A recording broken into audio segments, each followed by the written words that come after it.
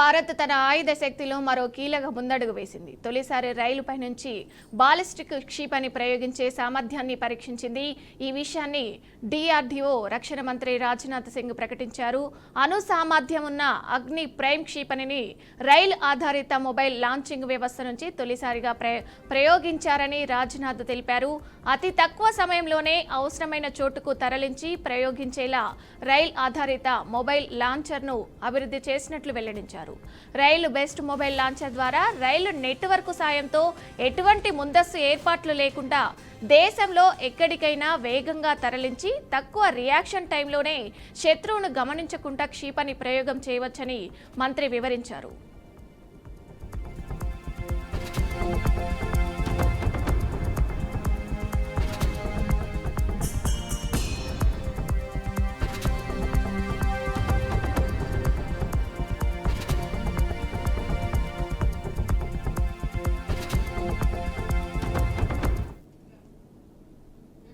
అగ్ని ప్రైమ్ మిస్సైల్లో అత్యాధునిక ఫీచర్లు అమర్చబడ్డాయి. ఇందులో రింగ్ లేజర్ గైరో ఆధారిత ఇంటర్నేషనల్ నేవిగేషన్ మైక్రో ఇన్రల్ నేవిగేషన్ సిస్టమ్లు ఉన్నాయి. ఇక జీపీఎస్ నావిక్ శాటిలైట్ నేవిగేషన్లకు కూడా ఉపయోగించవచ్చు. కెనిస్టర్ డిజైన్ వల్ల తేలిగ్గా రవాణా చేసి భద్రపరచవచ్చు. ఇది లాంచింగ్ సమయాన్ని గణనీయంగా తగ్గిస్తోంది. ఇప్పటికే అగ్ని ప్రైమ్ క్షిపణి పలు టెస్టుల్లో తన సామర్థ్యాన్ని నిరూపించింది. ఇది భారత రక్షణకు అదనపు బలాన్ని చేకూరుస్తుందని అధికారులు అభిప్రాయపడుతున్నారు.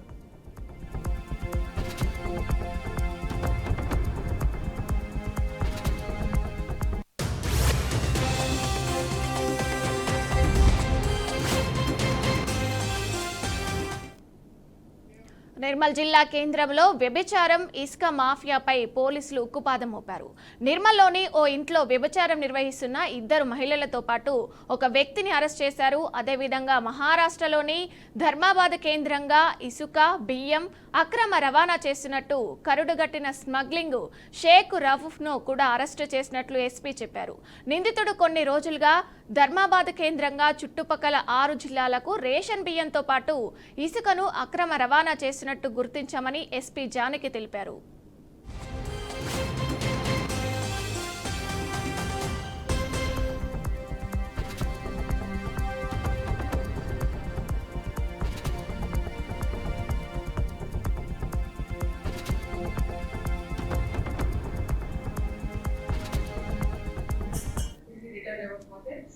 మన బైన్సర్ సంబంధించిన ఇబ్రహీం అనే వ్యక్తి, ఇతను కలిపి రైస్ వీళ్ళందరూ కలిపి ఆ తాహిర్ ని కిడ్నాప్ చేసి చంపడానికి ప్రయత్నించారు. ఇబ్రహీం కి ఈ రోజు సుపారీ ఇచ్చి అతన్ని ఎత్తెళ్ళి చంపడానికి ట్రై చేసినందుకు మనం already Nirmal town police station లో కేసు బుక్ చేశాము. దీనికి సంబంధించి ఈమె పేరు నాఫీస్ బ్యాగస్, ఈమె ఒక ఇంటి దగ్గర తీసుకుని అక్కడ చాలా మంది అమ్మాయిని తీసుకొని వచ్చి వారి ద్వారా వ్యభిచారం చేస్తూ ఉంది. మన ISP along with CI Praveen Kumar and other officers raid చేసి వాళ్ళని అక్కడ అరెస్ట్ చేయడం జరిగింది. లాస్ట్ 1 year నుంచి మనము ఇసుక తర్వాత పీడిఎస్ రైస్ అక్రమ రవాణా మీద చాలా ఉక్కుపాదం మోపాము. ముఖ్యంగా బయట స్టేట్స్ నుంచి వచ్చి మన డిస్ట్రిక్ట్ లో చేస్తూ ఉన్న పెద్ద పెద్ద స్మగ్లర్స్ మీద దృష్టి సారించి వాళ్ళందరినీ మనం కంట్రోల్ చేయడం జరిగింది.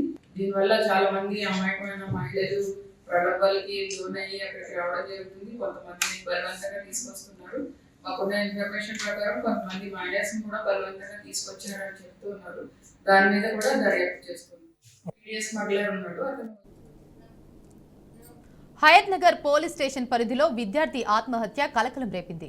బీసీ వెల్ఫేర్లో చదువుతున్న రాయిని అనిల్ కుమార్ హాస్టల్లో ఎవరూ లేని సమయంలో ఫ్యాన్ కి ఉరివేసుకుని ఆత్మహత్యకు పాల్పడ్డాడు. తోటి విద్యార్థులు గది తలుపులు ఎన్నిసార్లు కొట్టినా తెరవకపోవడంతో అనుమానం వచ్చి తలుపులు బద్దలు కొట్టి చూడగా అనిల్ కుమార్ ఫ్యాన్ కు వేలాడుతూ అపస్మారక స్థితిలో ఉన్నాడని తెలిపారు. వెంటనే సమీపంలోని కృష్ణవేణి హాస్పిటల్ కు తరలించగా పరిశీలించిన డాక్టర్లు మృతి చెందాడని పేర్కొన్నారు. ఇక ఘటనపై కేసు నమోదు చేసి ఆత్మహత్యకు గల కారణాలపై విచారణ చేస్తున్నామని హయత్ నగర్ ఎస్హెచ్ నాగరాజు హెడ్ తెలిపారు.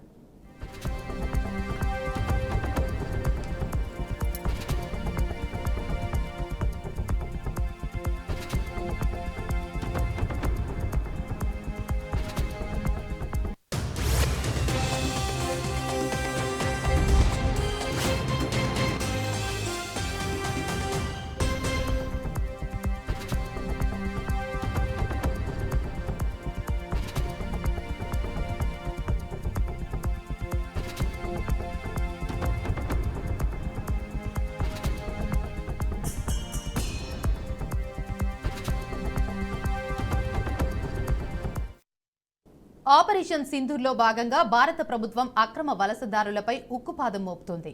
ఇప్పటికే అనేక ప్రధాన నగరాల్లో ఆపరేషన్స్ కొనసాగిస్తూ అక్రమ వలసదారులను తమ దేశాలకు తిరిగి పంపిస్తున్నారు. ఈ క్రమంలో ఇవాళ తెల్లవారుజామున ఢిల్లీలోని అనేక ప్రాంతాల్లో పోలీసులు తనిఖీలు నిర్వహించారు.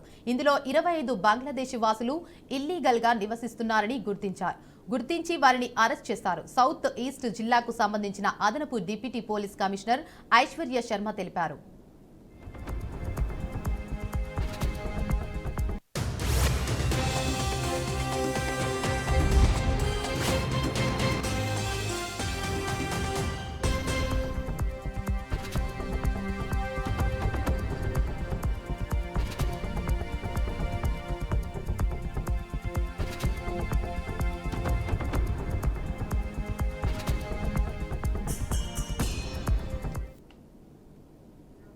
అరెస్ట్ అయిన వారిలో 13 మంది మహిళలు, 12 మంది పురుషులు ఉన్నారు. వారు బంగ్లాదేశ్లో ఉన్న వ్యక్తులతో ఒక యాప్ ద్వారా కమ్యూనికేషన్ చేస్తున్నట్లు గుర్తింపబడింది. పోలీసులు వీరిని త్వరలో బంగ్లాదేశ్కు రిపోర్టు చేయనున్నారు. మహిపాల్పూర్లో నివసిస్తున్న ఇల్లీగల్ బంగ్లాదేశ్ వాసులపై సమాచారం ఆధారంగా పోలీస్ అధికారులు వారిని గుర్తించి ఐడెంటిటీ డాక్యుమెంట్లను అడిగి పూర్తి విచారణ చేపట్టారు. వారు సరైన డాక్యుమెంట్లు చూపలేకపోవడంతో వారిని అదుపులోకి తీసుకున్నట్లు చెప్పారు. వీరు సుమారు 11 సంవత్సరాలుగా అక్రమంగా భారత్లో నివసిస్తున్నారని, ఇప్పటి వరకు గుర్తించిన వారిని బంగ్లాదేశ్కు రిపోర్టు చేయడానికి ప్రయత్నాలు చేసినట్టు అధికారులు వెల్లడించారు.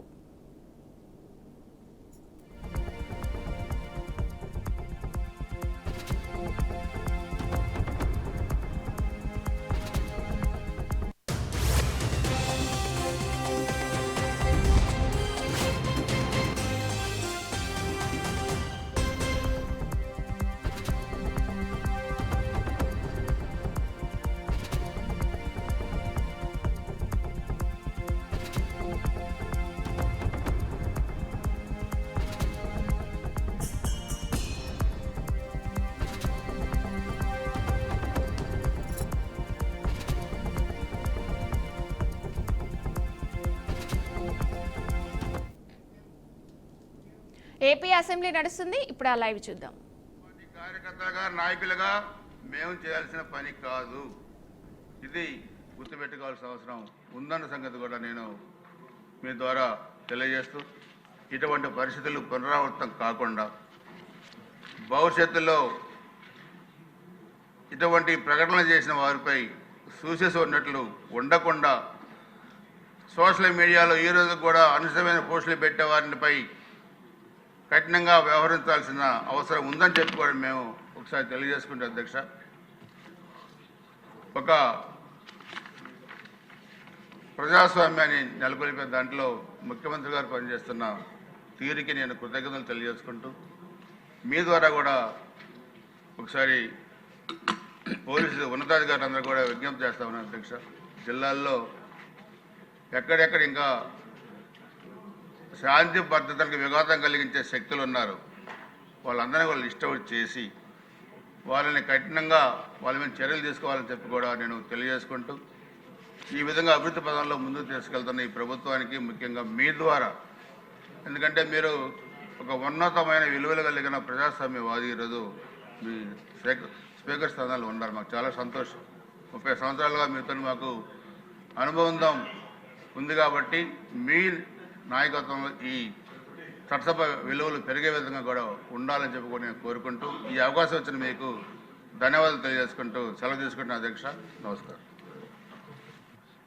సార్, నెక్స్ట్ మెంబర్ మాట్లాడే ముందు, అదే సభాపతిగా ఈ చైర్లో ఉన్నత చైర్లో కూర్చున్నప్పటికి కూడా సభాపతిగా నాకు కూడా అనేక విషయాలు చూస్తుంటే ఆవేదన కలుగుతుంది.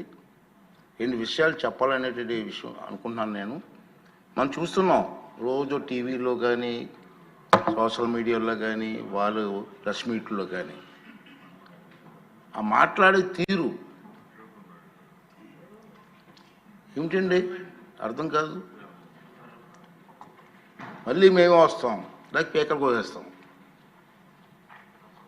ఏంటండి అంతు చూస్తాం మాటలు రఫరఫాట, సినిమా డైలాగ్ రఫరఫ.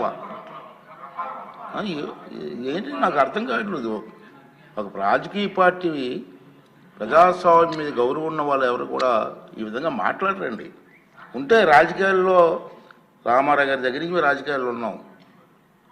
ఒకటి చెప్తాను నేను, రాజకీయ పార్టీలు అన్న తర్వాత ప్రజాస్వామ్యంలో ఓడుతూ ఉంటాం, గెలుస్తూ ఉంటాం. మహానుభావుడు ఎన్టీ రామారావు గారే ఒక టైంలో ఓడిపోయాం అందరు పార్టీలు.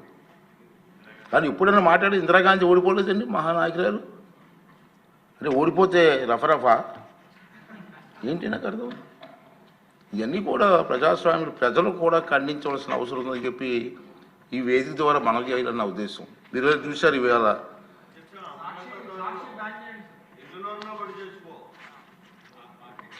అంటే నేనేమంటానంటే నేను మీలా విమర్శించకూడదు కాబట్టి కొంచెం వస్తుంది, ఆవేశం వస్తుంది, కానీ కంట్రోల్ చేసుకుని మాట్లాడాల్సిన పరిస్థితి వస్తుంది. ఇంకా ఏం చేస్తామంటే నేను చూశాను ప్రజాస్వామ్యంలో గెలవచ్చు, ఓడిపోవచ్చు. రాష్ట్ర అభివృద్ధిని దృష్టిలో పెట్టుకొని అందరు నాయకులు ముందుకు వెళ్ళాలి తప్పించి ఇష్టం వచ్చి మాట్లాడాలండి. సరే రాష్ట్రం గెలిచావు, ఏం చేసావు? రాష్ట్రాన్ని సర్వనాశనం చేశారు. మనం కళ్ళాలు చూస్తాం, ప్రజల కళ్ళ